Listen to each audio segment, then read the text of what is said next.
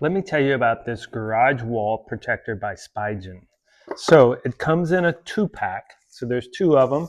Comes in a little plastic wrapper like this. Now this is the outside. This is the side that goes towards your car door.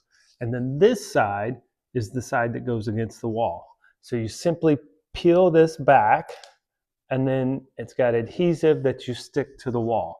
So in my garage, there's a spot where it's a case for our solar system.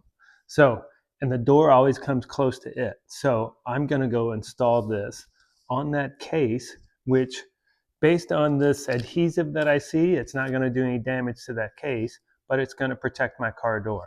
So I'm going to go install it. I'll show you how it looks.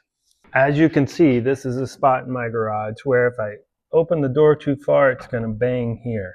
So I'm going to take this wall protector and put it right here on this surface. This will be an interesting test because it's a little bit round. Let's see how it works here.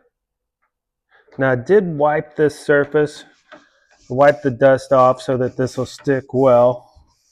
Oh, very nice. And it looks good too. It doesn't look tacky. It looks nice quality foam. Now let's see how it works now.